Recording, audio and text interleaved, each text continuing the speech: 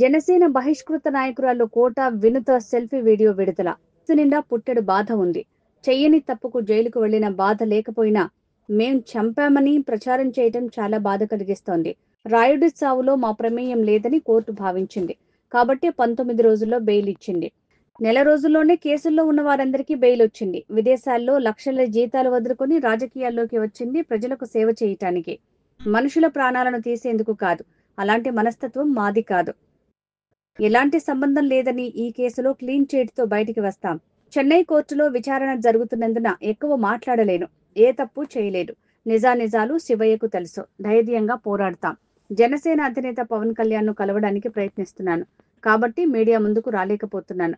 త్వరలో అన్ని ఆధారాలతో మీడియా ముందుకు వస్తాను. అందరికీ నమస్కారం. నేను మీ వినూత కోట. తెలుగింటి ఆడబిడ్డగా మీడియా ద్వారా రాష్ట్ర ప్రజానికానికి, శ్రీకాళహస్తి నియోజకవర్గ ప్రజలకు, నాతో పనిచేసిన మా జన సైనికులకు కొన్ని విషయాలు తెలియజేయడానికి మీ ముందుకు వీడియో ద్వారా వస్తున్నాను. మనసు నిండా పుట్టెడు బాధతో మీ ముందుకొచ్చాను.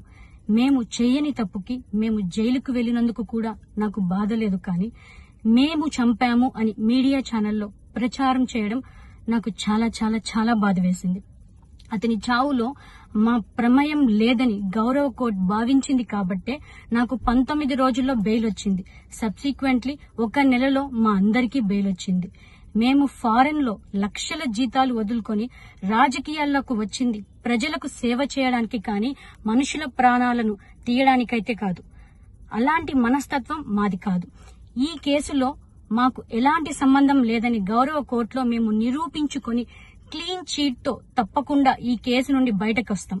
ఈ కేసు చెన్నై కోర్టులో విచారణ ఉన్నందున నేను ఈ కేసు గురించి ఇంతకు మించి మాట్లాడకూడదని మా లాయర్లు నన్ను సూచించారు. మేము ఏ తప్పు చేయలేదు. నిజ నిజాలు ఆ దేవదేవుడికి, శివయ్యకి తెలుసు. ధైర్యంగా పోరాడతాం. నేను జనసేన పార్టీ అధినేత శ్రీ పవన్ కళ్యాణ్ గారిని కలవడానికి ట్రై చేస్తున్నాను.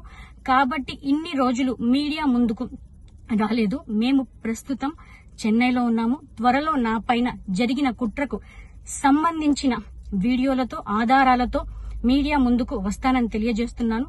న్యాయం ఎప్పటికైనా గెలుస్తుంది. ఖచ్చితంగా న్యాయం వైపు ప్రతి ఒక్కరు నిలబడతారని భావిస్తున్నాను. సత్యమేవ జయతే. జై హింద్. మీ వినూత కోట.